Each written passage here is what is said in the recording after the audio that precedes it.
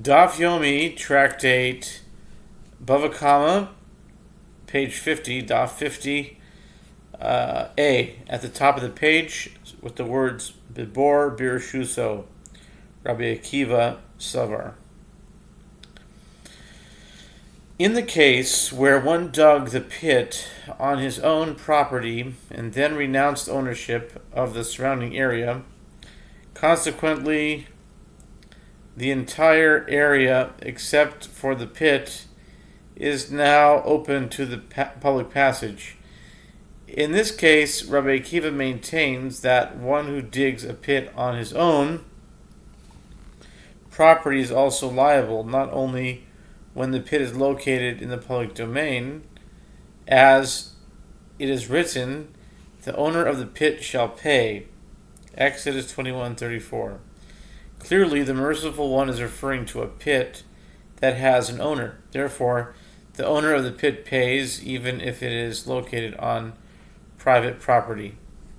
Rabbi Yishmael maintains that the owner of the pit means that the one responsible for the hazard is liable, even if he dug the pit in the public domain and then renounced ownership of it. But one who digs a pit on his own property is not liable. The Gemara asks, rather, according to Rabba's explanation, what is meant by the clause, "This is the case of pit that is stated in the Torah," in reference to digging a pit on one's property that Rabbi Akiva states. According to him, one is liable for damage in all cases, including digging in the public domain.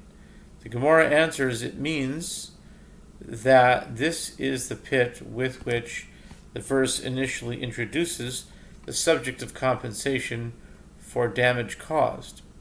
In that context, the Torah states, the owner of the pit shall pay.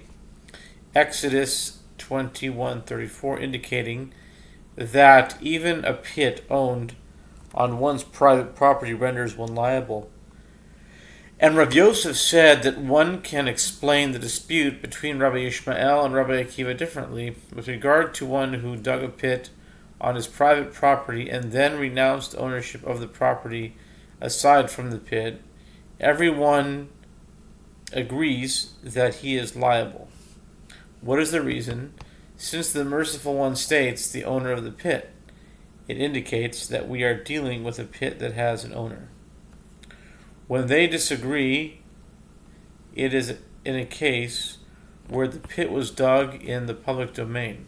Rabbi Yishmael maintains that one is also liable for a pit dug in the public domain, as it is written, and if a man shall open a pit, and if a man shall dig a pit, Exodus 21:33, which raises the question, if he is liable for opening a pit by removing the cover of a pit that has already been dug, then is it not all the more so obvious that he should be liable for digging a new pit?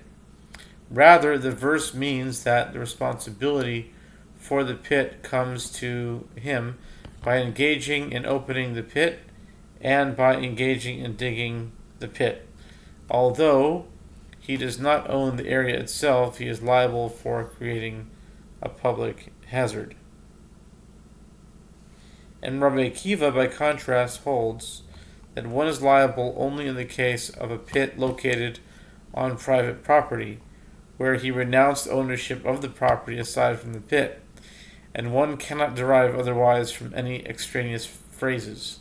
This is because these phrases are necessary, for if the merciful one wrote, only if a man shall open a pit, Exodus 21:33, I would say that it is specifically when one opens the covering of a pit that has already been dug that it is sufficient for him to place a covering on it to absolve himself of responsibility for damage it causes.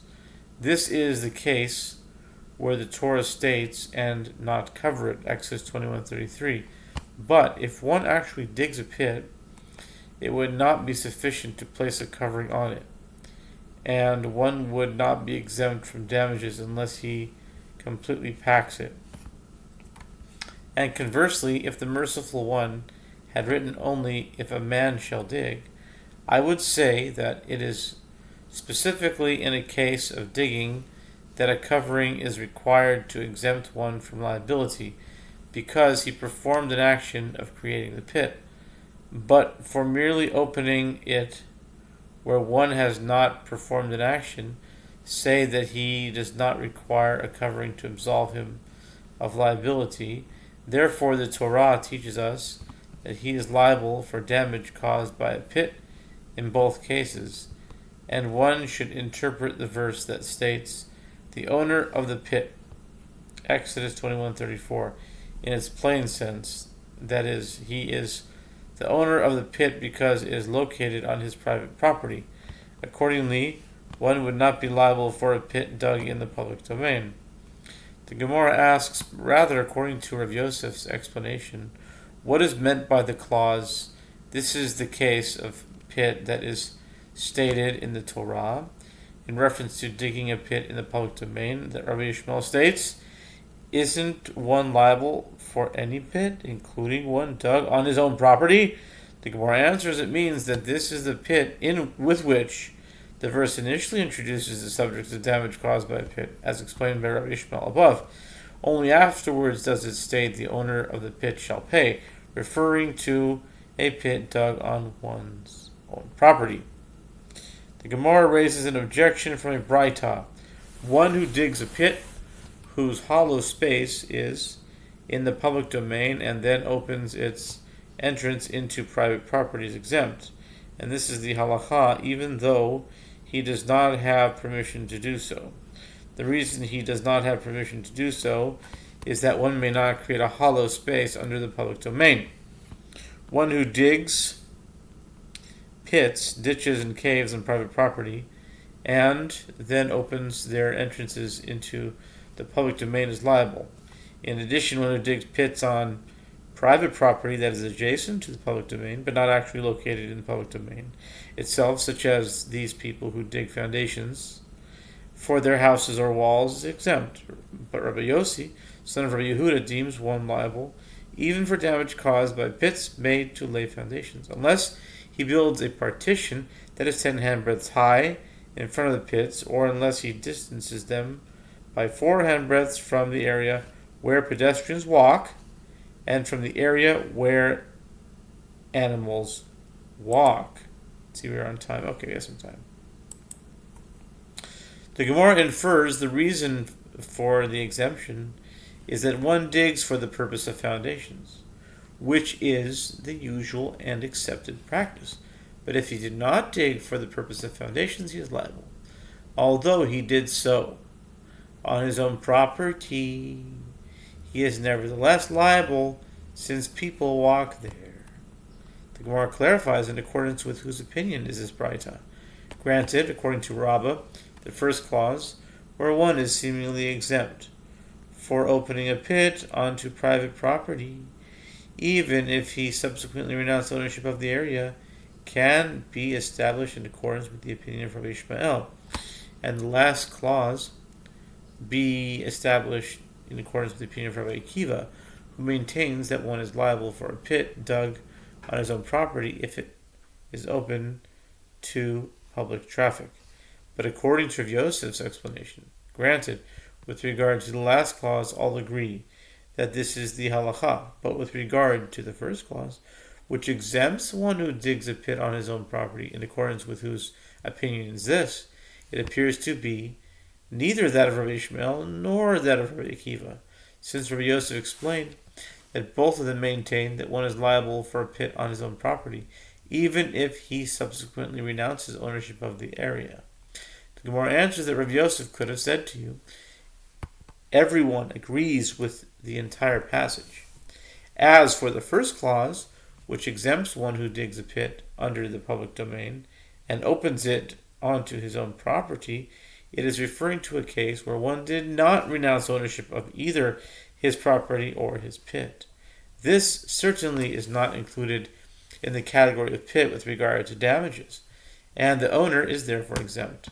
Rav Ashi said, now that you have interpreted Rav Yosef's explanation of the Braita as being in accordance with all opinions, and also according to Rabbah, you are not required to establish it as a dispute between Tanaim. Rather, one can say that since the first clause is in accordance with the opinion of Rabbi Ishmael, who exempts one who renounces ownership of his property, but not the pit, the last clause can also be explained in accordance with the opinion of Rabbi Ishmael. And it was previously inferred that the reason for the exemption when digging on one's private property adjacent to the public domain is that one digs to lay foundations. But if it is not to lay foundations, one is liable. For instance, in a case where one widened the pit unnecessarily, extending it into the public domain, he has effectively dug a pit in the public domain itself. The Gemara raises an objection from Braita. One who digs a pit on private property and opens it into the public domain is liable. But if he dug it on private property that was adjacent to the public domain, he's exempt. Granted, according to Rabbah, the mission is entirely in accordance with the opinion of Rabbi Ishmael, who does not hold one liable for digging on his own property. But according to Rav Yosef, granted, the first clause works out well in accordance with the opinion of Rabbi Ishmael, who holds one liable even for digging in the public domain. But whose opinion is the latter clause? It appears to be neither that of Rabbi Ishmael nor that of Rabbi Akiva. The Gemara answers that Rabbi Yosef could have said to you, the latter clause of this Braita is referring to one who digs to lay foundations, and therefore all agree with the ruling. The sages taught if someone dug or opened a well and transferred it to the public for their use, he is exempt from damage caused by the well.